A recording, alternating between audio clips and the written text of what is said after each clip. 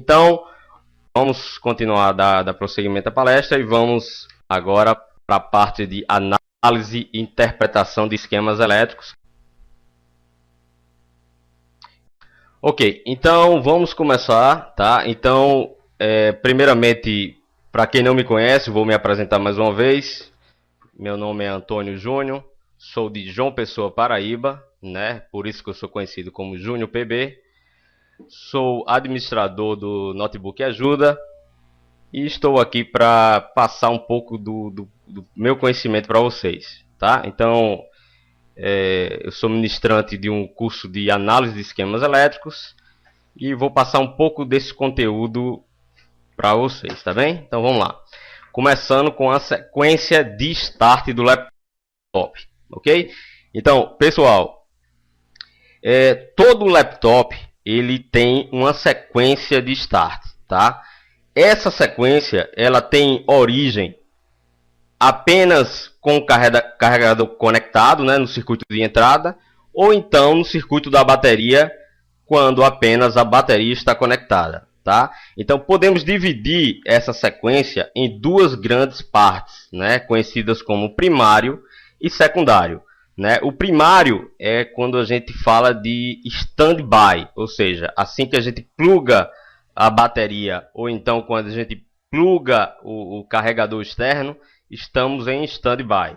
Então, nesse standby, temos a tensão de alta, né, que pode variar de acordo com o carregador externo, né, pode ser de 12, de 15 volts, 19 volts, enfim, de acordo com o carregador que você está plugando, né? Então, essa tensão de alta é gerada a partir do momento que você pluga o carregador externo ou pluga a bateria, e depois que é gerado essa tensão de alta, são geradas as tensões chamadas de 3 e 5 volts do Buck Converter, tá?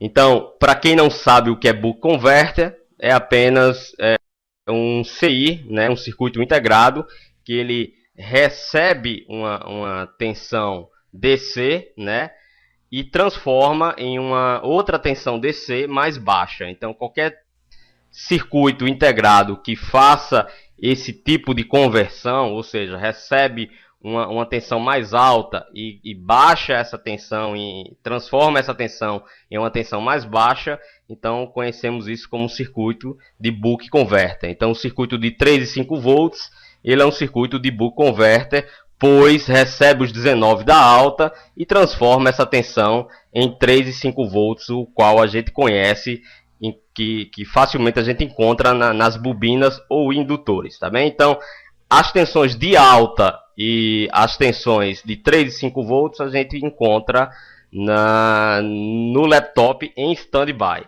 ok? Já quando se fala em secundário, né, a gente fala em laptop ligado, ou seja, assim que a gente starta o laptop, temos as tensões secundárias, né, que são as tensões da memória, tensões do processador, chipset e etc.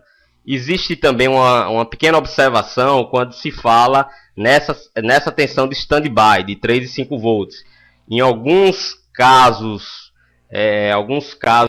extremos, essa tensão de 3 e 5 volts, ela pode não aparecer, ela pode não aparecer em standby, né? Tem alguns casos isolados que essa tensão de 3 e 5 volts são chamadas de tensão suspende. Ela só vai aparecer depois que starta a máquina, tá? Como, por exemplo, a gente pode colocar o STI, por exemplo. O STI, eu acredito que o 1462 é um exemplo de fonte de 3 e 5 volts suspende, se eu não me engano, tá bem? Então, tem essa pequena observação em relação aos 3 e 5 volts, ok? Então, vamos agora para o próximo slide, que eu vou falar sobre a sequência propriamente dita de start do laptop, tá? Dando ênfase apenas no circuito de entrada. Então, deixa eu passar o próximo slide. Então, nesse slide, vocês podem perceber que existe uma sequência. Todo laptop ele segue uma sequência, né? Essa figura que vocês estão vendo mostra uma sequência resumida, né, apenas do circuito de entrada de um laptop, né? Nesse caso é o Compaq CQ40, tá? Da HP. Então muitos HPs utilizam essa mesma sequência. Agora, obviamente, vários outros projetos elétricos vão mudar essa sequência, mas o básico, a base é essa daí, tá? Com algumas alterações, tá? Então, seguindo a nossa sequência resumida de start, vamos começar da esquerda para a direita, tá? Então, número 1, temos aí o jack, né? Então, como todo mundo já sabe, o jack, né, é o conector do laptop que recebe a tensão do carregador, né? Recebe a tensão de alta, né? Conhecido como tensão de alta, ou mais B, né? Então, essa tensão de alta, assim que você plugar o carregador externo do laptop, essa tensão de alta, nesse caso, ele vai para um MOSFET chamado de MOSFET de entrada, tá? Então, esse MOSFET de entrada, ele precisa chavear. Se ele não chavear, a tensão de alta não vai chegar no PWM primário, né, de 3,5 volts, né, o que gera as fontes de standby de 3,5 volts. Então,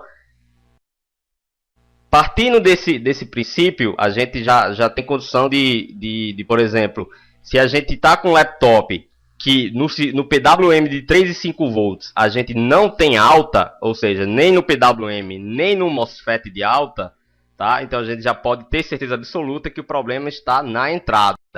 Provavelmente no MOSFET de entrada, se for o caso de ter o MOSFET de entrada. Então, o MOSFET de entrada, ele vai fazer justamente essa função. Se caso existir um curto do outro lado desse MOSFET, ele vai armar uma proteção, né? Sempre, quem comanda esse MOSFET é um circuito de proteção. Então, esse circuito, ele vai comandar esse MOSFET e vai deixá-lo ou não, passar a tensão para o outro lado. Então, muitas pessoas que trabalham com laptops não têm uma noção sobre isso, ou seja, não encontra alta lá no PWM e não sabe o que fazer, né? Então, nessa situação, vocês têm que ter em mente que boa parte dos laptops a gente tem um MOSFET de entrada, e esse MOSFET é responsável por levar a alta para todo o circuito. Depois que essa alta passa por esse MOSFET de entrada, ele vai chegar até o PWM do Buck Converter, tá? E também vai chegar até o MOSFET comutador. O que seria o MOSFET comutador? O MOSFET comutador nada mais é do que um MOSFET que recebe de um lado a tensão da bateria, quando a bateria está plugada, evidentemente, né? Se eu tenho uma situação que o carregador está plugado e a bateria está plugada, então o MOSFET comutador ele vai fazer justamente ele vai seguir esse padrão, ou seja, ele vai receber 12 volts de um lado e vai receber 19 volts do carregador do outro lado, ou seja, ele não vai deixar que os 19 volts se choquem com os 12 da bateria. Tá? A mesma coisa, o que também ocorre quando você puxa o laptop da energia. Quando você tira o laptop da energia, o que é que vai acontecer? Os 12 volts que está no MOSFET comutador vai ser chaveado para o outro lado e vai chegar também até o PWM primário, né, de 3,5 volts. Então, ao invés do laptop ser alimentado com a energia, a bateria passa a alimentar o PWM. Então, com isso, a gente já tem algumas situações. Por exemplo, laptops que funcionam na energia, mas não funcionam na bateria, né? Nesse tipo de situação, a gente pode acontecer que, se eu tenho um problema no meu MOSFET comutador, o que é que vai acontecer? Meu laptop vai funcionar na energia, mas não vai funcionar na bateria, porque o MOSFET comutador é que faz essa transição da tensão de 12 volts passe para o outro lado e alimente a placa quando o carregador externo estiver ausente. Então, nessa situação, a gente já pode começar a ter uma visão melhor das coisas. E a saber, a gente já sabe que existe um MOSFET que faz essa transição. Tá? Então, continuando, depois que a alta chega no PWM, esse PWM ele vai receber essa alta e aí vão acontecer diversas outras coisas. Dentre elas, o chaveamento dos MOSFETs, né? pode ver aqui na figura que temos dois MOSFETs. Um conhecido como MOSFET de alta.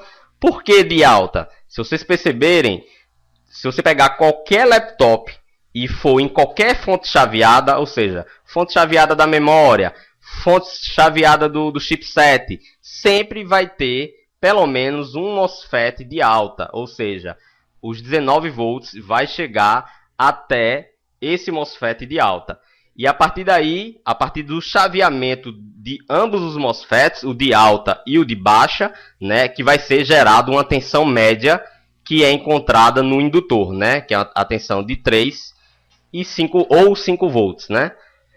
Tá? Então, temos fora o MOSFET de alta e o MOSFET de baixa, também temos o pulso do carregador conectado. Ou seja, o Super I/O ele precisa saber que o laptop está sendo alimentado pelo carregador. Se o Super I/O não sabe dessa informação, ele não starta a máquina.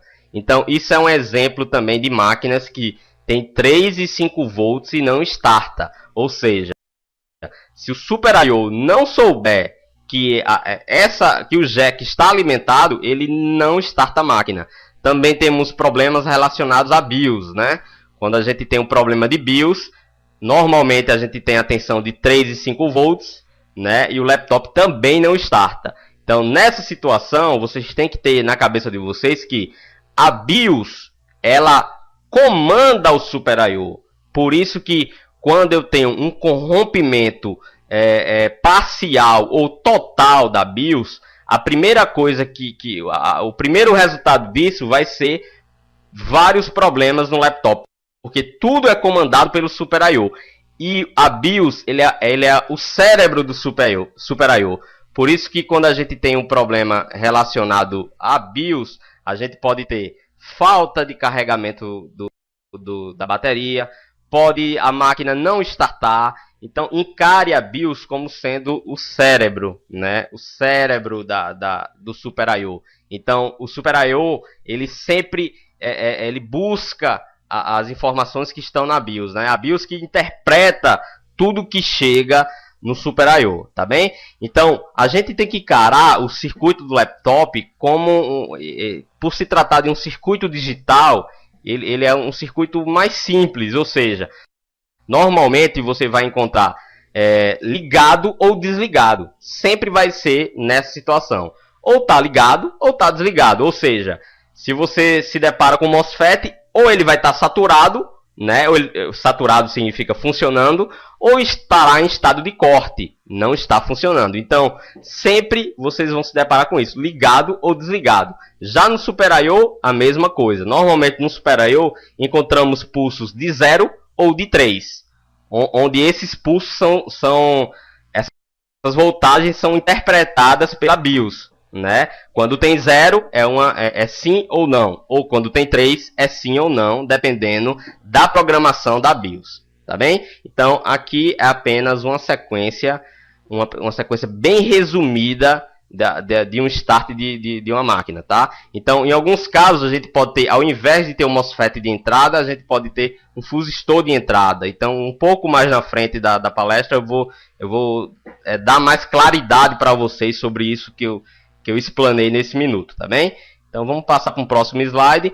Antes de passar para o próximo slide, vocês têm que ter em mente também que não adianta eu chegar para vocês e falar, ó, atenção, sai daqui, vai para ali, daqui vai para cá, de lá vai para lá. Não adianta apenas relatar para onde as tensões vão, da onde ela vem e para onde ela vão. Vocês têm que entender os componentes eletrônicos, tá? Então, você tem que entender o funcionamento de um MOSFET, você tem que entender o funcionamento de um bipolar, você tem que entender o funcionamento de um resistor, o funcionamento de um diodo Zener. Então, vocês têm que entender o funcionamento dos componentes eletrônicos.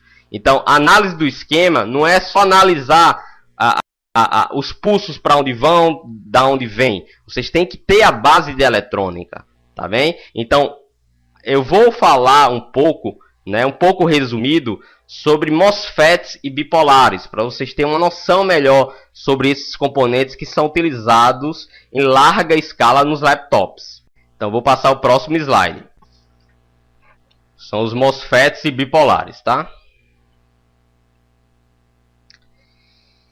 Então, uma pequena introdução, né? Na eletrônica, podemos utilizar os transistores para inúmeras funções, mas vamos nos limitar apenas ao uso desses componentes como chave, ou seja, como eu expliquei para vocês anteriormente, a chave de liga e desliga, que é a principal função desses componentes nos laptops. Então, vamos nos limitar apenas ao uso desses componentes como chave eletrônica. Agora vamos falar sobre os MOSFETs, tá bem? Então, conforme vocês podem ver aí nesse slide, né, isso é um exemplo de um MOSFET canal P, tá?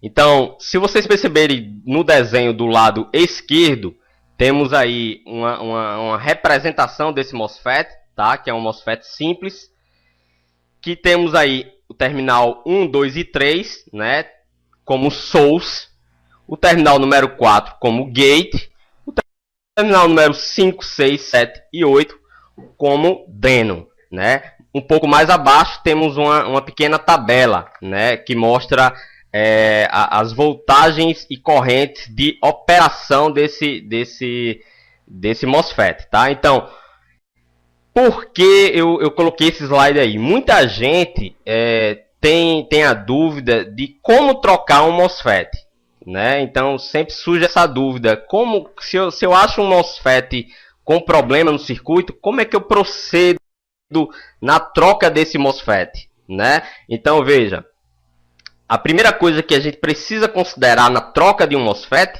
é o canal, tá? Se ele é canal P ou se ele é canal N. Mas como é que eu descubro o canal do MOSFET? Muito simples.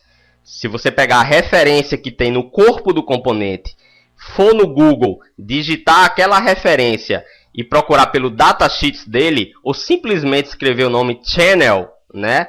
Você vai encontrar facilmente qual é o canal do MOSFET, tá? Então, o primeiro fator a considerar na hora da troca de um MOSFET é o canal. Se ele é canal P ou se ele é canal N, tá? Então, sabendo do canal, existem algumas outras coisas que vocês têm que considerar, que é justamente o que eu falei anteriormente, que é a voltagem de dreno e source, né? A voltagem dreno source, a voltagem gate source e a corrente contínua de dreno, tá? Então, essas informações, elas são extremamente importantes na hora de trocar um MOSFET. Não só o canal, mas vocês têm que trabalhar sobre as voltagens de operação desse componente. Se você colocar um componente com características menores em relação ao componente original, você pode levar a queima desse MOSFET. Ou uma queima imediata ou uma queima a curto prazo, que isso pode trazer um retorno para a sua assistência. Então, na hora de trocar um componente, um MOSFET, você tem que levar em consideração o canal e as características de voltagem dreno source, voltagem gate source e a corrente contínua do dreno, tá? Então, se você seguir essas informações aqui, né, você não vai ter qualquer problema na hora da troca do componente, tá bem? Se você tiver um componente que seja com esses valores superiores, você não vai ter grandes problemas. Agora, se você tiver um outro componente para substituir que esteja com essas especificações muito abaixo do original, né, do que está queimado, aí sim você vai ter um problema. Então, sempre se ligar nisso aí, tá, pessoal? Então, vamos para o próximo slide. Aqui é um exemplo, né, de um MOSFET canal duplo, né?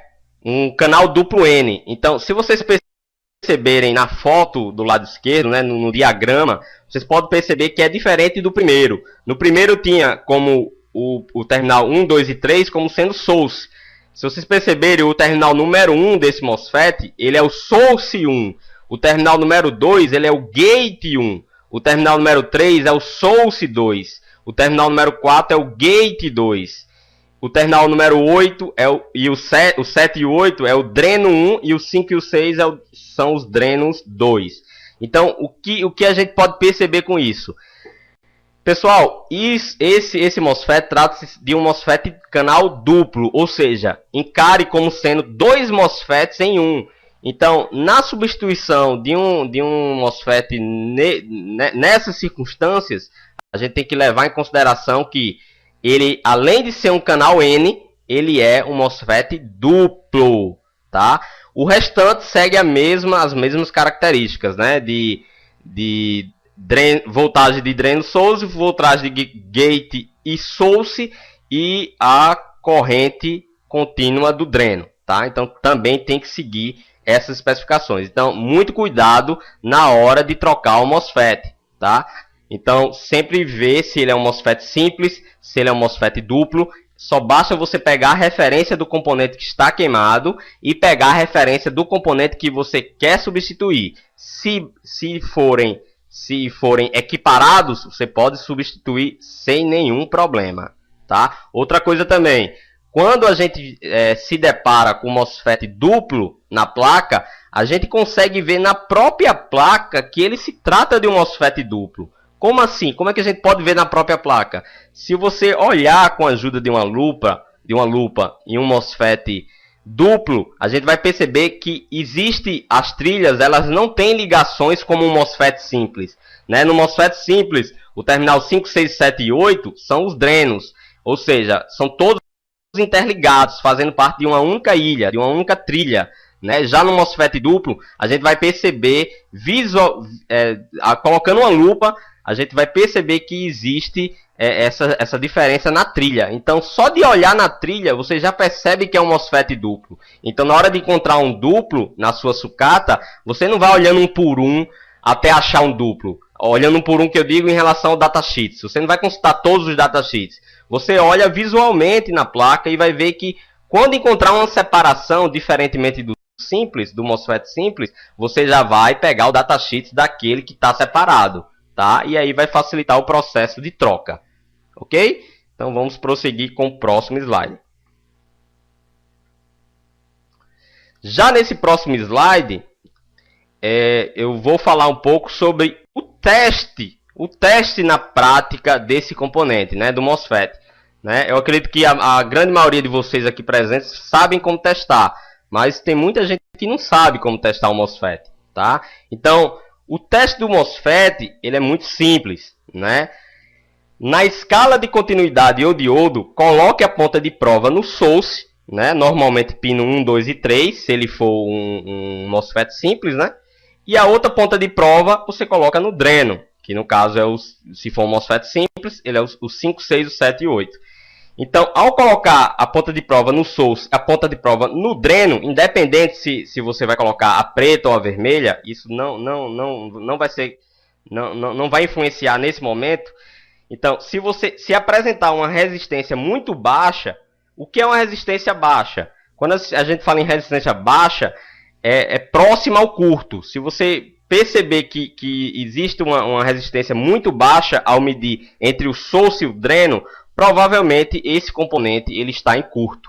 Ou a trilha aonde ele está soldado, existe algum componente que também está em curto, tá? Então, para tirar a prova com o uso da fonte variável, que infelizmente o Fernando não conseguiu apresentar a aula da fonte variável, mas a gente vai tentar reapresentar essa aula dele, ou até mesmo encaixar aqui, porque não é uma aula muito demorada. Vamos ver no final aqui da minha apresentação se vai dar para encaixar a fonte variável. Então, com a fonte variável, rapidamente você consegue identificar se o curto está no MOSFET ou se o curto se encontra na linha que aquele MOSFET se encontra, né? Ou então você pode simplesmente remover o componente da placa. Se você remover o componente da placa e testar entre o source e o dreno e persistir a baixa impedância ou curto, então realmente o componente estava em curto. Mas aí é uma tarefa difícil, porque se tiver vários componentes em curto,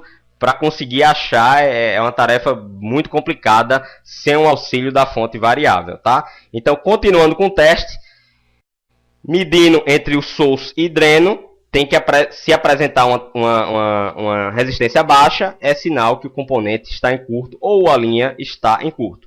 Se apresentar um valor infinito, você inverte as pontas de prova, tá? Porque vocês têm que encarar que na hora de testar o MOSFET, vocês estão testando um diodo, pessoal. Então, um teste de como é que funciona, como é que consiste um teste de diodo? De um lado mexe, do outro não, né? Na prática, né? Falando bem na prática. De um lado mexe, do outro não. Então, na verdade, quando você está colocando a ponta de prova entre o source e o dreno, você está testando apenas o diodo interno que está dentro desse MOSFET, tá? Então, se apresentar um valor infinito, né, na hora de você colocar as pontas de prova, você inverte as pontas de prova. Quando você inverter e aparecer uma impedância normal, né, considerada normal, em torno de 500, 400 e alguma coisa, né, se apresentar essa impedância, então o MOSFET está em condições normais, tá? Fora isso, também temos que levar em consideração que não pode existir condução entre o gate e o source, né? O gate no MOSFET simples é o terminal número 4. Então, se você colocar a ponta de prova no gate e a outra ponta de prova no source, não pode aparecer impedância, nem do gate para o dreno também, tá bem? Então, esse é o teste na prática do MOSFET. Então, isso você faz muito rapidamente, né? Se você quiser testar rapidamente o MOSFET na própria placa, você vai rapidamente entre o source e o dreno e já verifica se tem algum curto, né? Se apresentar curto, aí você vai só concluir se o curto está no MOSFET ou está na linha que aquele MOSFET está soldado, né? Então, com a ajuda da fonte variável, você consegue rapidamente resolver essa questão, tá bem? Então, vamos agora para o funcionamento.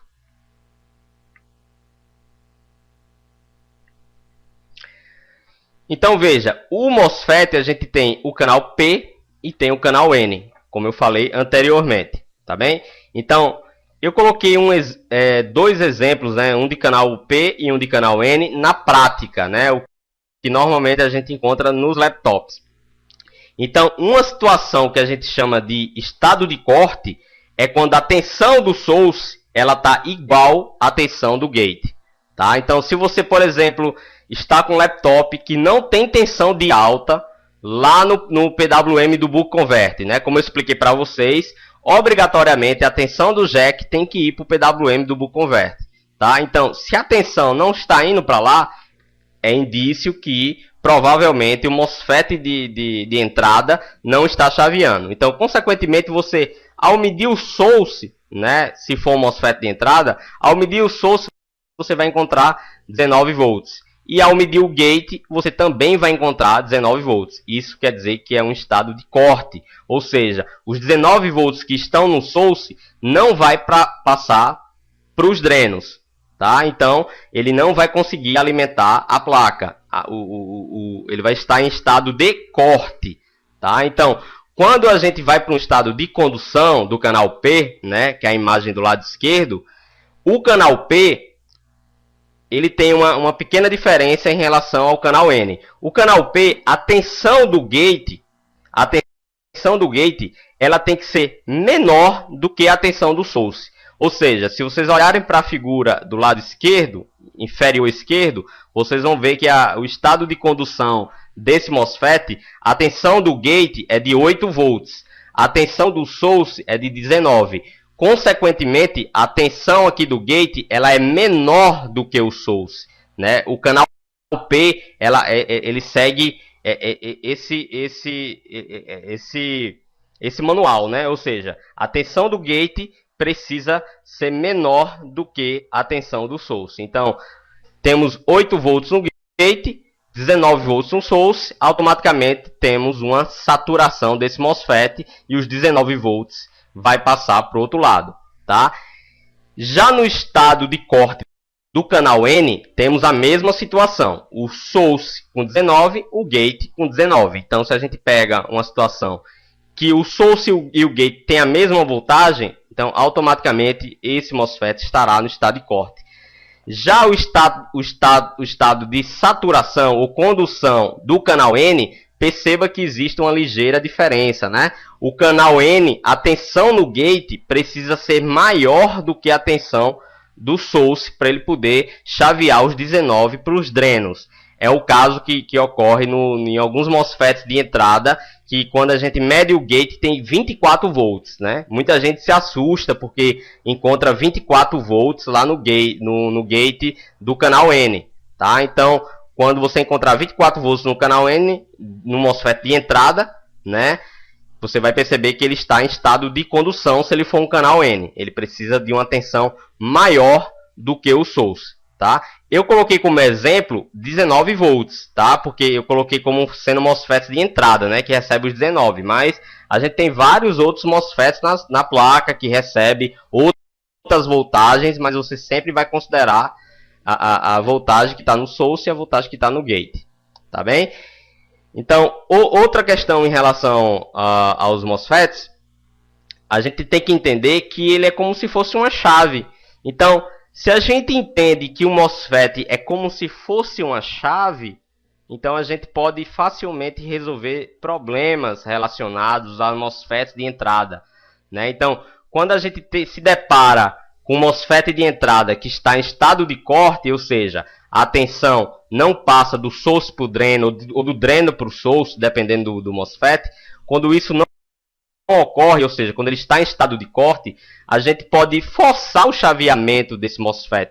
Como assim forçar? A gente simplesmente pode colocar um fio entre o source e o dreno. Isso aí você está forçando que a tensão passe para o outro lado, né? Existem algumas precauções em se fazer isso. Ou seja, se existir um curto do outro lado, você simplesmente não pode colocar um fio de um lado para o outro. Porque você está forçando a tensão a passar para o outro lado, automaticamente, se existir um curto do outro lado, vai comprometer a placa-mãe, tá? Então, por isso que é interessante sempre o uso da fonte variável, né? Mais uma vez, vem a questão da fonte variável. É uma ferramenta indispensável na bancada técnica. Não se pode trabalhar com laptop sem fonte variável, tá? É um material indispensável, ok? Isso na minha opinião. Então veja, com a fonte variável, facilmente a gente pode ter certeza que não existe um curto do outro lado, tá? Então se a gente sabe que do outro lado chega a 19, eu posso com minha fonte assimétrica e ir injetando tensões aos poucos para ver se existe algum consumo, né? Algum consumo alto naquele circuito. Se houver um consumo alto naquele circuito, é indício que existe um curto. Então, aí, nesse caso, eu não posso simplesmente colocar um fio de um lado para o outro, tá? Então, no caso de você ter certeza que não existe um curto do outro lado, você simplesmente pode resolver uma situação dessa colocando um fio de um lado para o outro, tá? Claro que isso não é a forma correta de se consertar o aparelho. A forma correta é você descobrir por que aquele MOSFET está em estado de corte. Você tem que descobrir o porquê. Normalmente, em se tratando de MOSFET de entrada, sempre tem um circuito que comanda o gate. Vocês podem perceber que o funcionamento do MOSFET é de acordo com a tensão do gate, tá? Então, o gate é quem comanda se esse MOSFET vai chavear ou não. Então, o circuito ele pode encontrar um curto e aí ele pode determinar que mande uma tensão de 19 para o gate para deixar ele em corte. Entendeu? Então, o circuito de proteção que está sempre ligado ao gate, ele que vai fazer a proteção desse MOSFET. Ele vai fazer a proteção do circuito por completo. Ele vai deixar ou não esse MOSFET chavear, né? Ele vai deixar ou não esse MOSFET saturar. Então, o correto é você simplesmente tentar descobrir por que o circuito de proteção está armado, tá? Aí exige toda uma análise do esquema elétrico, toda uma análise dos componentes que compõem o circuito de proteção, tá bem? Mas, a grosso modo, vocês podem sim colocar como solução um fio de um lado para o outro. Muita gente acha que isso é uma gambiarra, mas não é gambiarra. Se você tem a noção do que você está fazendo e tem a noção que não vai danificar o aparelho, você sim pode fazer isso. Mas eu não aconselho vocês fazerem isso se vocês não souberem o que vocês estão fazendo. Tá bem? Então vamos prosseguir com o próximo slide. Vamos falar um pouco sobre transistores bipolar, tá? Vamos falar um pouco sobre transistores bipolares. Então, pessoal, como vocês podem ver aí na figura, o transistor bipolar, vocês vão encontrar no esquema elétrico esse desenho que vocês estão vendo na tela de vocês, né?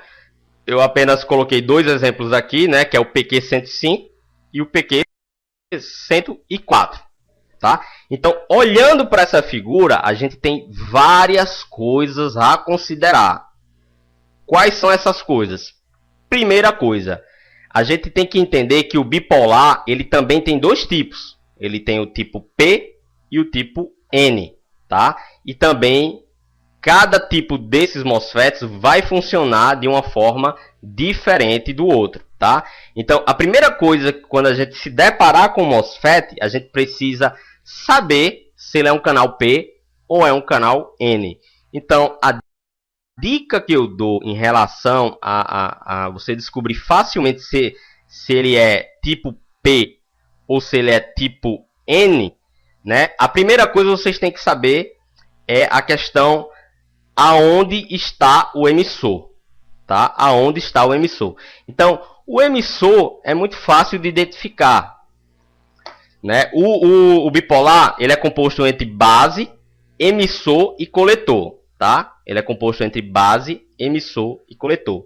Então, para encontrar o emissor, né, a gente olha para seta. Vocês estão vendo essa seta aqui, por exemplo, no PQ105. Existe uma seta que está apontando para um caminho. Então, para onde a seta está apontando, você já pode dizer que é o emissor, né? No PQ105 seria o terminal número 3, tá? Onde tem o número 3. Já no PQ104, a seta está também no número 3, só que na parte de cima. Então, o número 3 aqui seria o emissor.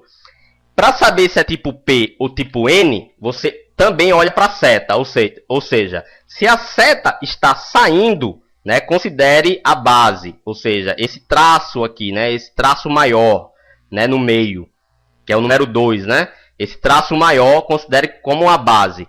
Então, se a seta está saindo da base, ele é tipo P. Se a seta está, que é o caso PQ105, perceba que o PQ105, a seta está saindo desse traço, né, que é a base. Se a seta está saindo, considere como ele sendo tipo P. Já no PQ104, que é o do lado direito da tela de vocês, se vocês olharem para a seta aqui, a seta está entrando, está batendo na base, né? Então, ele é considerado tipo N, tá? Então, seguindo nossos slides, vamos passar.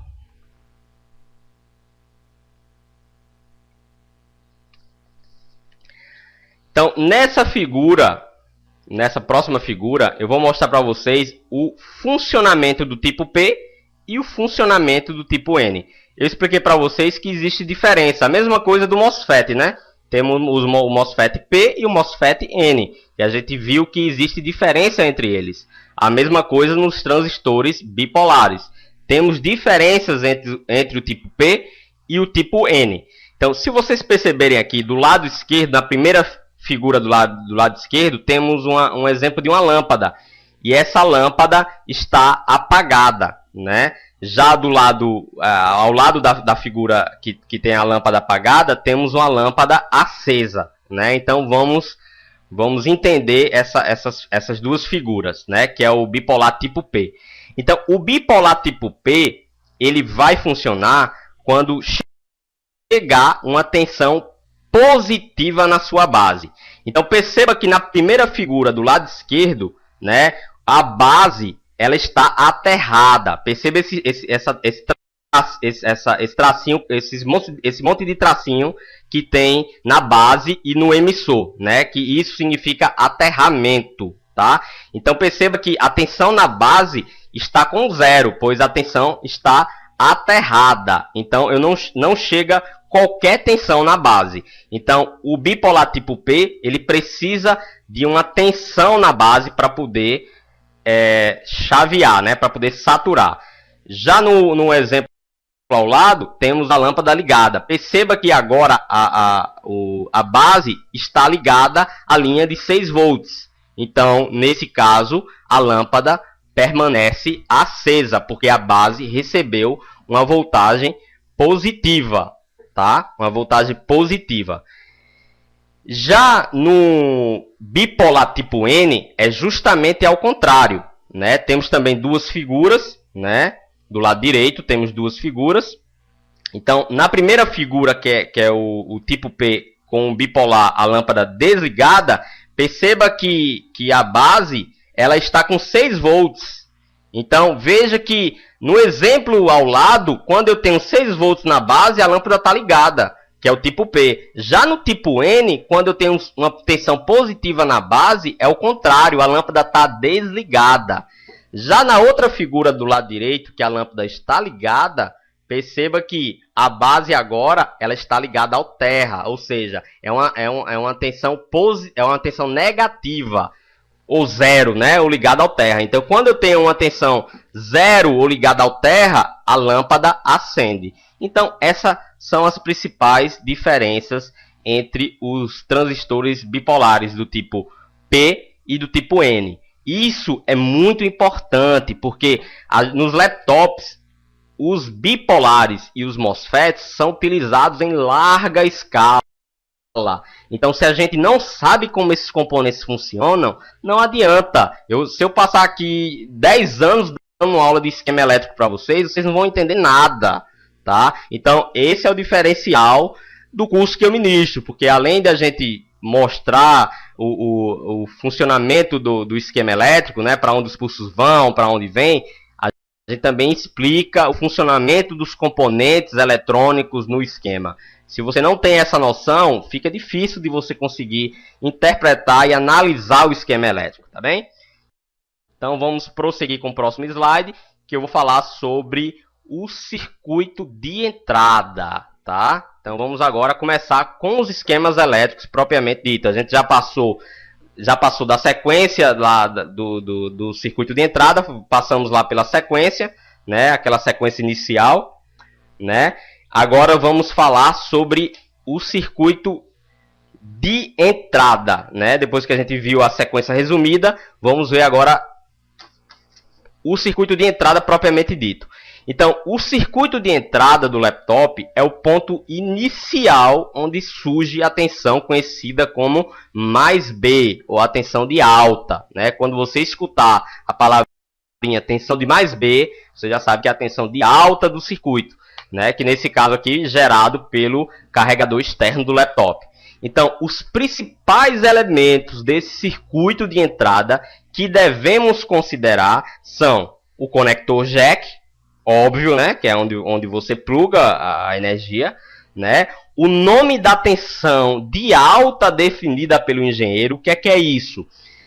Todo esquema que a gente abre, o engenheiro ele vai definir nomes, tá? E não é diferente para o circuito de entrada. Então, a tensão de alta, ela vai ter um nome, que daqui a pouco eu vou mostrar para vocês no esquema elétrico, tá? Então, a tensão de entrada ela tem um nome definido pelo engenheiro. Então, isso é muito importante a gente conseguir seguir esse nome para a gente não se perder, que eu vou mostrar daqui a pouquinho para vocês. Outro fator importante é o pulso do carregador conectado, que eu expliquei para vocês anteriormente, né? Que é justamente o que avisa o Super I/O que o carregador está conectado. Então, se a gente tem uma placa que tem 3 e 5 volts, o botão de start está funcionando, tudo está funcionando e a placa não starta, temos que considerar o pulso do carregador conectado, tá? Então, se esse pulso estiver ausente, não adianta que o laptop não irá ligar. Tudo isso aí eu vou mostrar exemplos para vocês, tá? Também temos que considerar os MOSFETs de entrada, que eu falei para vocês também já, né? E o fusistor de entrada. Em alguns casos a gente não tem MOSFET de entrada, temos fusistor de entrada. E temos também a questão do circuito de proteção, tá? Então vamos começar com o circuito de entrada. Vou colocar como exemplo para vocês o circuito de entrada do CQ40 e vou colocar também outros esquemas, tá? Não só do CQ40, mas de outros também. Vamos lá. Então, esse é o circuito de entrada do Compaq CQ40. Então, o que podemos observar nesse circuito, tá? Quem não estiver vendo com precisão esse circuito, tem um botãozinho aqui de mais e menos, uma lupazinha que vocês podem encontrar aí na tela de vocês, na parte superior, tá? Então, quem quiser aproximar mais, pode utilizar essa lupa, tá bem? Então, veja, nessa foto a gente tem um exemplo do circuito de entrada do Compaq CQ40. Então, a primeira coisa que a gente pode considerar nesse circuito de entrada é o que eu falei para vocês. O nome da tensão de alta definido pelo engenheiro. Então, se a gente perceber, a tensão de alta, ela segue até a PL1, né? E a partir daí, ela ganha um nome, né? Que nesse caso é VIN, né? Ou VIN, né? Voltagem de entrada, né? VIN. Então, o engenheiro, ele definiu que a voltagem de entrada, a partir de agora, vai se chamar de VIN. Aonde eu encontrar esse nome chamado de VIN, aonde eu encontrar esse nome, quer dizer que faz parte da tensão que vem do carregador, tá? Então, esses nomes que vocês têm que prestar atenção, que é o nome dado pelo engenheiro.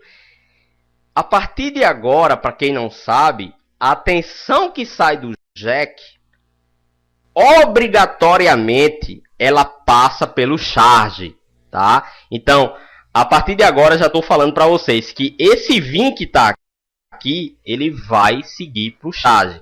Vocês podem perceber também na figura, né, que a gente tem vários componentes eletrônicos, né, e também temos vários desenhos, né? Esses desenhos, eles indicam situações diferentes. Por exemplo, os triângulos que a gente vê nos componentes, né, no PR2, no PD4, no PD12, esses triângulos indicam que esses componentes estão aterrados. Então, sempre que vocês virem esse desenhozinho desses triângulos, né, quer dizer que esses componentes estão aterrados.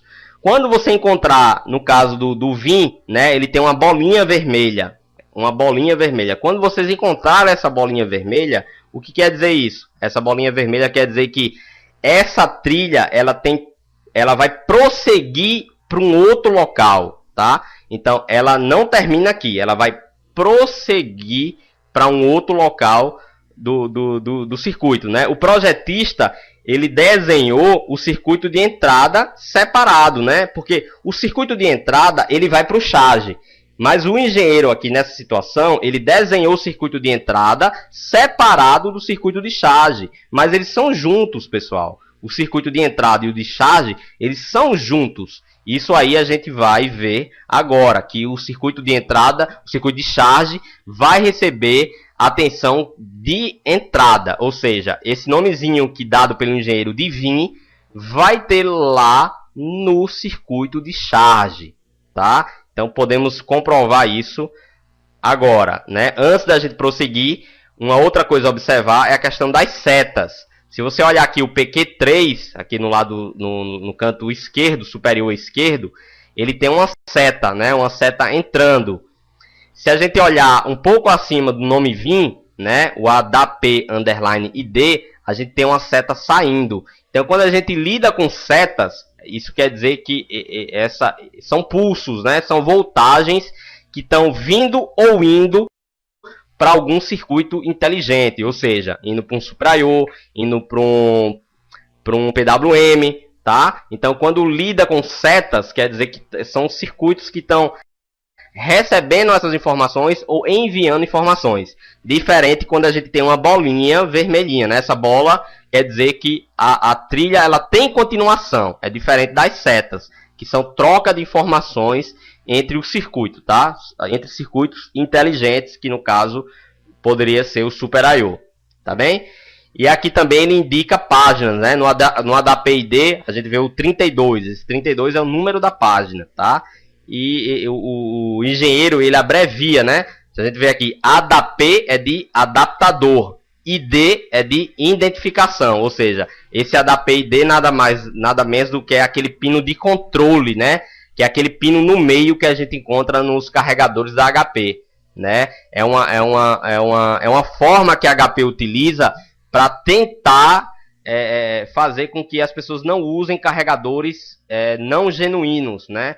Carregadores genéricos, né? É uma tentativa de driblar, digamos assim, né? A Dell também usa esse tipo de identificação. É por isso que às vezes quando a gente pluga um carregador da HP num Dell, ele reclama de imediato. Ele diz que aquele carregador não é da Dell. Então é graças a essa identificação, né, chamada de ADAP-ID, que essa informação vai até o Super I/O, tá? O Super I/O recebe essa informação e a BIOS interpreta essa informação, tá? Então, prosseguindo, próximo slide. Então, nesse próximo slide, a gente vai ver agora os MOSFETs de entrada, tá?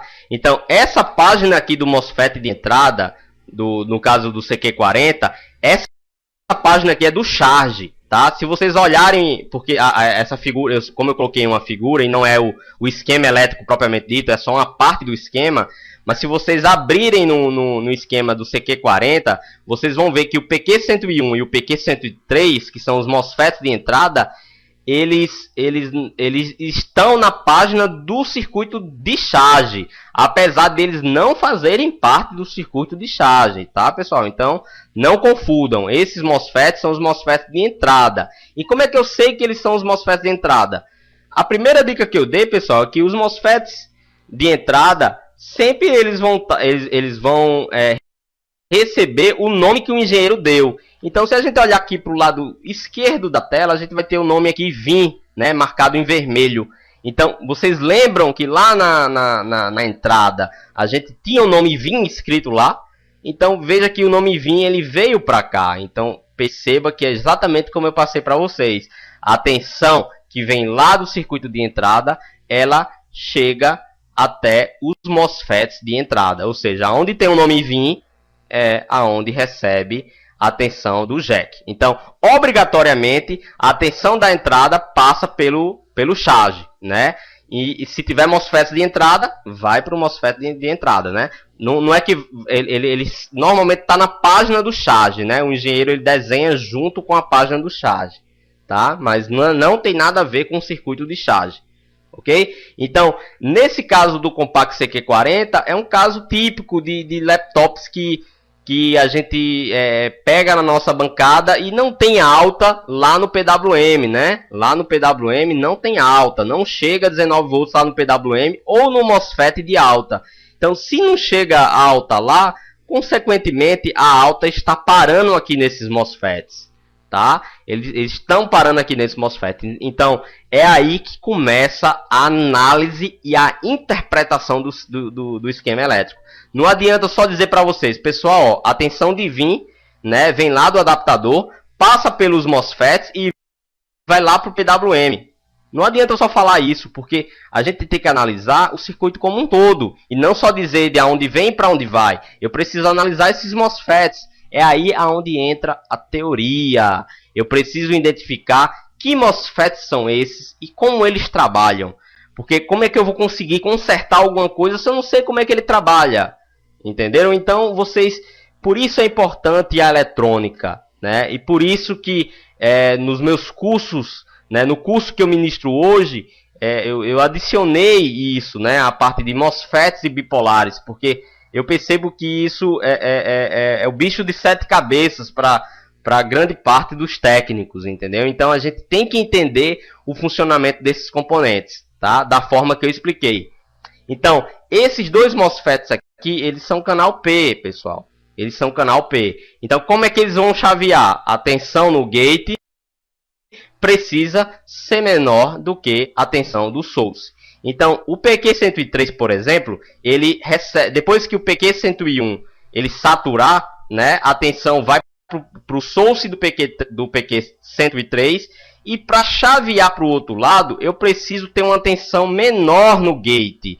Por ser um canal P, a tensão no gate precisa ser menor do que o source. Ora, se chega a 19 no source, eu preciso ter uma tensão menor no gate. Então, se eu me deparar com uma situação dessa, que no source do PQ103 eu tenho 19 e no gate do PQ103 eu tenho 19 também, então eu já sei que esse MOSFET está em estado de corte, pessoal. Ou seja, os 19 não vão passar para o outro lado. A chave não vai estar ligada, né? Se a gente encarar como uma chave, ela não vai estar ligada. Então a gente tem que entender o funcionamento dos componentes, tá bem?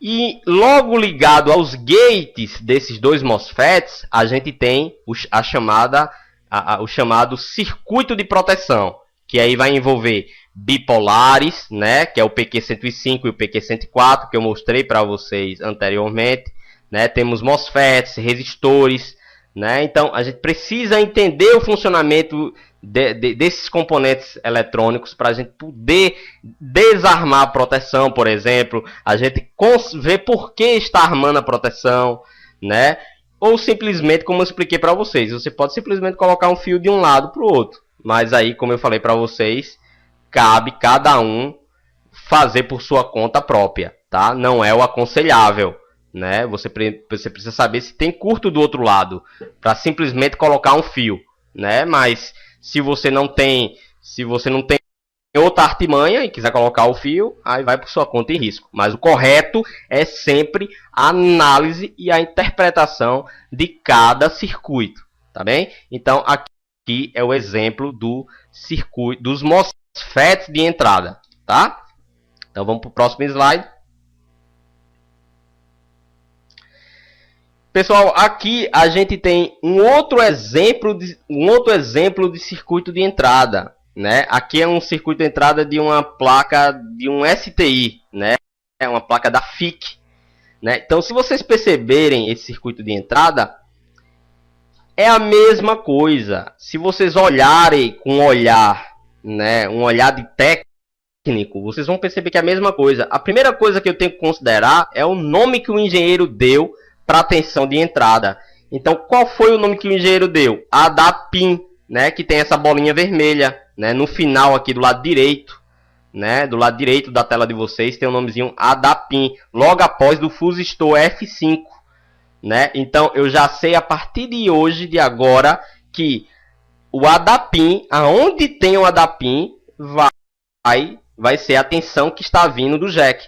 Mas eu já antecipei para vocês, pessoal, que a tensão do jack vai para o circuito de charge. Então vocês nem precisam perder o tempo de vocês. Podem ir para o charge que o ADAPIN vai estar lá, tá? Então é uma dica que eu dou para vocês. Então, só para ser um pouco mais breve, né? Temos aqui de cara nesse circuito de entrada o famoso diodo Zener, né? Que no caso do STI a gente, acho que é o 1462, se eu não me engano, tem aquele famoso diodo D29, né? Que nesse caso aqui dessa figura, ele é o D24, logo após o F5, tá? Para quem não estiver visualizando, após o F5, a gente tem o diodo D24. Então, o diodo D24, ele é um diodo Zener, pessoal, tá? E como é que eu sei que ele é um diodo Zener? Na própria especificação do componente tem aqui, ó, diodo Zener escrito.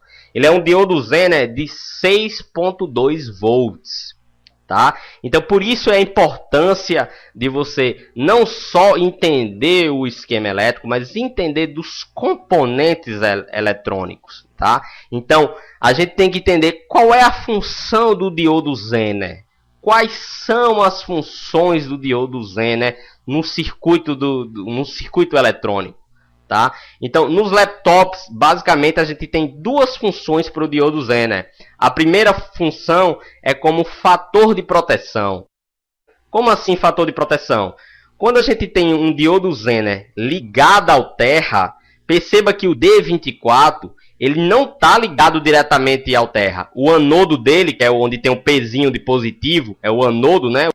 O diodo a gente separa ele como anodo e catodo, né? Positivo e negativo. Então, no anodo dele, perceba que ele não tem ligação direta ao terra, ele tem resistores no caminho. Então, quando a gente tem um diodo Zener que não está ligado diretamente ao terra, então a gente tem uma função diferente para esse diodo. Então vamos analisar esse diodo. Ele é um diodo Zener de 6.2. O que quer dizer isso? No catodo, que é o lado negativo, né? O cátodo tem ligação com F5, né? Com fusível F5. Então, essa ligação com o fusível, então, automaticamente, no cátodo vai chegar 19 volts, que é da fonte, né? Da fonte externa, né? Do carregador externo. Então, esse Zener, ele vai receber 19 volts no seu cátodo. Então, qual vai ser a função desse diodo Zener? Ele é de 6.2 volts. Então, a função dele vai ser de queda de tensão, pessoal. Ou seja, 19 volts chegando no cátodo, a tensão que vai chegar no anodo vai ser 19 menos 6.2, que vai dar exatos 12,8 volts. Então, por que essa tensão de 12,8? Perceba que logo abaixo do diodo Zener D24 a gente tem um transistor, que é o Q33. E esse transistor, não ficou muito claro aqui, mas no cátodo dele, né, onde tem um ser, né, o cátodo dele ele tem uma seta. Lembrem-se que quando tem seta, são avisos, trocas de informações. Então, essa seta aqui, o nome dela não está bem claro aqui, mas o nome está ADAPIN, né? É o mesmo nome que tem em cima, né? Mas tem uma cerquilha, né? Um jogo da velha, para diferenciar do ADPIN, que é a tensão de alta do circuito, né? Então, perceba que o engenheiro, se ele colocar uma cerquilhazinha de diferença, uma vírgula que seja, já é diferente. São coisas diferentes. Então, se eu encontrar em algum canto do circuito esse ADPIN com a cerquilha, não tem nada a ver com o ADPIN daqui de cima, que tem ligação com o fusível F5, que é a tensão de entrada. Não tem nada a ver uma coisa com a outra, porque o ADPIN de cima é a tensão de entrada, e o ADPIN de baixo é uma outra função. Não é a tensão de entrada, porque tem uma cerquilha que diferencia. Então, vamos analisar o funcionamento desse Q33. Então, esse ADPIN com cerquilha, pessoal, é justamente o pulso de carregador conectado, tá? Então, por isso que quando o famoso D29, que é o diodo Zener, está danificado, o que é que acontece? A placa não liga. E eu vou explicar para vocês por que ela não liga. Muito simples. Quando esse diodo Zener D24 ele está em funcionamento normal, o que é que vai acontecer? Ele vai receber no cátodo 19 volts e vai baixar essa tensão em 6,2. Ou seja, a tensão no anodo será de 12,8. Essa tensão vai chegar onde? Na base do Q33. Aí volta toda a nossa teoria que a gente acabou de aprender agora, né? Aí a gente vai ter que analisar o componente eletrônico. O Q33, ele é um transistor bipolar. Ele é tipo P ou tipo N, tá? É aí onde começa a brincadeira, tá? Então, a partir dessa análise, você consegue entender o funcionamento do Q33. Perceba, eu não sei se vocês conseguem ver, mas o Q33, a seta está saindo. Se está saindo, a tensão na base é positiva, para ele poder chavear. Encare o transistor bipolar como uma chave. Como assim uma chave? Quando ele está em funcionamento, ele vai se tornar uma chave. O emissor vai se colar com o coletor. Ou seja, é como se aparecesse um fio entre o emissor e o coletor quando ele está em funcionamento normal. Ou seja, então vamos entender o funcionamento do Q33. Quando ele chavear, quando ele saturar com a tensão de 12,8, né? Talvez um pouco menos, porque a gente tem aqui um conjunto de resistores, né? Que vai fazer uma ponte resistiva, né? E vai diminuir essa tensão, tá? Então, considere que vai chegar uma tensão positiva nesse Q33. Então, se ele é um bipolar do tipo P, ele precisa exatamente dessa tensão. Então, quando essa tensão positiva chegar no Q33, o que é que vai acontecer? O emissor e o coletor vão se unir. Então, veja, o emissor ele está aterrado, pessoal. Perceba os tracinhos ligados no emissor, né? A letrazinha a letrazinha E, né? Perceba que tem os tracinhos, né? Indicando que ele está com terra. Ora, se ele está ligado ao terra, quando ele saturar, né? Quando esse bipolar saturar, ele vai fazer com que o coletor também vá para o terra. Ou seja, ele vai zerar a tensão do coletor. Então veja como é que funciona esse circuito. O coletor, quando está com 3 volts, ou seja, o coletor só vai estar com 3 volts quando o Q33 não estiver chaveando. Ou seja, se eu arrancar o Q33 fora, essa tensão no coletor vai ficar de 3 volts. E essa tensão vai chegar no Super I/O. Então, quando o Super I/O receber os 3 volts, ele vai interpretar como carregador desconectado. Por isso, quando o D29, que nesse caso é o D24, né? Quando o D29 está avariado, ele não vai conseguir saturar o Q33, fazendo com que o coletor permaneça em nível alto, ou seja, em 3 volts. E quando o Super I/O receber essa informação que esse pulso de ADAPIN, que vai chegar em um dos terminais lá do Super I/O, receber os 3 volts, estiver lá com 3 volts, a BIOS vai interpretar como carregador desconectado. Então, como é que a placa vai startar? Não vai startar, pessoal. Não tem como a placa startar, porque o sinal de ADAPIN está em nível alto. Agora, quando o Q33 funcionar, ou seja, quando ele saturar, ele vai fazer com que o coletor vá para zero, ou seja, nível baixo. Quando o Q33 for para zero, né, com a junção do emissor com o coletor, automaticamente o Super I/O vai receber essa informação, ou seja, o pino do Super I/O que recebe essa informação vai ficar com zero. Quando ele ficar com zero, a BIOS vai interpretar, né, o firmware da BIOS vai interpretar que aquele pino estando com zero, né, que significa que carregador está conectado. Então, pessoal, perceba que a brincadeira apenas começou. Agora a gente já entende como um bipolar funciona, já entende como um diodo Zener funciona, e agora a gente pode brincar com os componentes eletrônicos. Como assim brincar? Exemplo, digamos que o D24, que é um diodo Zener de 6.2, ele está danificado. E eu não tenho um diodo Zener de 6.2 para substituí-lo. O que é que eu posso fazer para enganar o Super I/O? Se vocês entenderam o que eu falei até agora, como é que a gente engana o Super I/O, pessoal? A gente precisa fazer com que o coletor, né, do Q33 vá para zero. Então, como é que eu faço isso? Eu posso simplesmente colocar um fio do emissor para o coletor, pessoal. Resolvido. O laptop vai estar funcionando. Apenas como teste, tá, pessoal? Como eu sempre digo, é apenas como teste. A gente depois tem que fazer a correção. Não pode deixar assim dessa forma. Não é aconselhável. Porque aí o Super I/O sempre vai interpretar que o carregador está conectado. E aí você pode ter problemas com o funcionamento do laptop na bateria, por exemplo.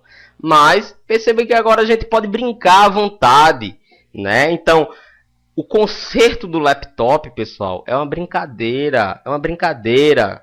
Então, desde que você conheça o esquema elétrico e conheça os componentes eletrônicos, é tudo muito fácil. É uma brincadeira, tá? Então, vamos prosseguir com o próximo slide. Esse próximo slide é a mesma placa, né, da STI. Perceba que aqui eu estou no circuito de charge. E veja qual é o nome que eu tenho do lado esquerdo, ADAPIN. Então, eu apenas estou mostrando para vocês que a tensão de entrada que está lá no jack, ela foi para o circuito de charge. Está aqui explícito. A bola em vermelho eu coloquei aqui para vocês. Olha o nome aqui, ADAPIN. Ou seja, a tensão que está no jack chega até aqui. Agora veja a diferença lá do CQ40, né? Depois a tensão de alta chega no charge, a gente tem os MOSFETs de entrada. Perceba que aqui eu não tenho MOSFET de entrada, eu tenho um tracejado, ó. talvez vocês não consigam ver aí detalhadamente, mas é um resistor, né? Um fusistor, que é o R23, né? E em muitos STI a gente pega o R23, que é um fusistor grande, verde, né? Ele é verde, grandinho. Então a gente vê ele com furo, né? Ele danificado, é justamente porque essa placa ela não tem MOSFET de entrada, ela tem o fusistor de entrada, né? Que é proteção da placa. Então, quando ocorre alguma sobrecarga nesse circuito, a primeira coisa que vai ser rompida vai ser o R23, tá? Então, veja, depois que, se você seguir essa linha reta do ADAPIN, né? Como não coube na tela, eu coloquei embaixo. Depois do ADAPIN, olha o nome que o engenheiro deu para a tensão de alta. Ele deu como ADAPALT. Então, é isso aí que vocês têm que frisar. Veja, antes a alta chamava de ADAPIN. Agora a alta, depois que passa pelo R23, não é mais ADAPIN, é ADAPALT. Então, é por isso que vocês têm que saber seguir os nomes, né? Perceba que tem as bolinhas vermelhas, ou seja, continuação da trilha. Então, se você quer saber para onde o circuito, depois daí, para onde vai, você tem que seguir o ADAPALT e não mais o ADAPIN, né? Porque o engenheiro já deu um outro nome para o circuito de alta. Então, se vocês conseguirem perceber essas mudanças, vocês tiram de letra, né? Então, a partir de hoje, vocês já sabem que a tensão de entrada vai para o charge, depois vai para o circuito do Buck Converter, tá? E lá no circuito do Buck Converter vai ter vários outros detalhes que vão ocorrer lá. Mas a saber, né, a princípio é isso. Vamos passar para o próximo slide. Já nesse próximo slide, temos o circuito do Buck Converter, tá? Então, o circuito de Buck Converter, né, como eu expliquei para vocês naquele slide que mostra a sequência de start resumida, né, o circuito de Buck Converter de 3 e 5 volts, né, que apenas eu mostrei aqui o lado direito, que é os 5 volts. Então, o circuito de Buck Converter ele é composto pelo quê? Pelo 1PWM, que está aqui, né, no canto esquerdo aí da tela, que é o PWM. Temos dois MOSFETs, né, que o de cima é o de alta. Por que o de alta? Porque ele recebe nos seus drenos os 19 volts. E temos também embaixo o MOSFET de baixa, né? O chaveamento desses dois MOSFETs irá gerar a tensão de 5 volts que a gente encontra na bobina, né? Que no caso aqui é a PL303, tá?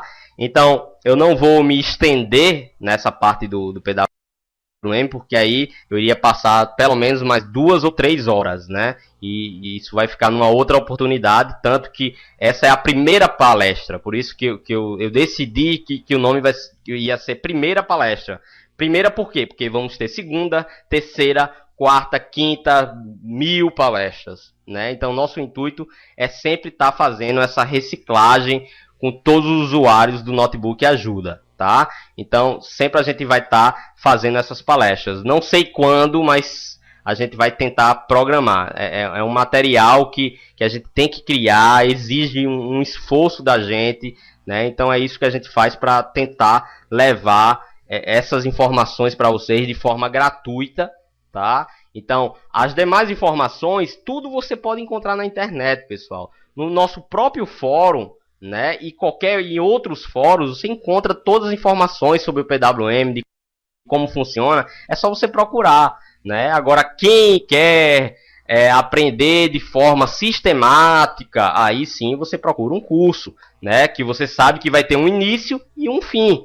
Por isso que você paga pelo curso, porque você sabe que vai ter um início e um fim, né? Você vai ter no final do curso o aprendizado, né? Isso levando em consideração de um curso em um nível razoável, tá? Então, no circuito do Buck Converter, né, a gente vai ter o pino que vai receber a alta, né, que é o pino, nesse caso é o pino 16, talvez não esteja tão claro aí para vocês na imagem, né, que é o pino de VIN, ele vai receber a alta, que vem lá do jack, né, do jack, que passa pelos MOSFETs de entrada, que aí chega até o PWM, tá? E também vai ter aqui a alta no PQ302, que é esse de cima aqui, né, o MOSFET aqui de cima, né, que tem ligação também com a alta, tá? Então, pessoal, eu acho que a gente já essas informações que eu passei para vocês, como uma primeira palestra, eu acredito que já está de bom tamanho.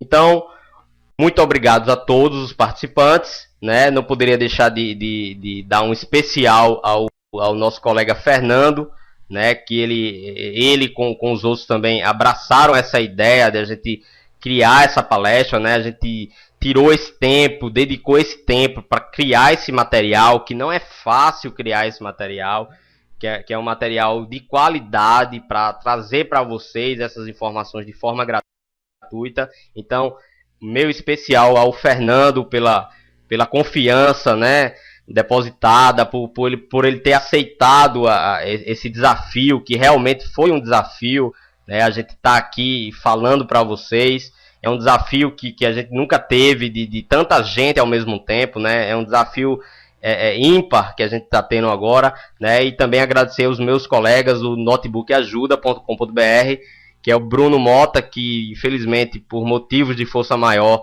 não pôde estar aqui presente na palestra, né? Ao Beto também, que é o nosso companheiro, e claro também ao nosso professor Luiz Oscar, que trouxe essas palavras aí de incentivo ao estudo, e eu reitero essas palavras dele, que é isso mesmo, com estudo e dedicação, a gente consegue chegar lá, a gente consegue reparar os laptops sem qualquer problema, tá bem, pessoal? Então, muito obrigado a todos.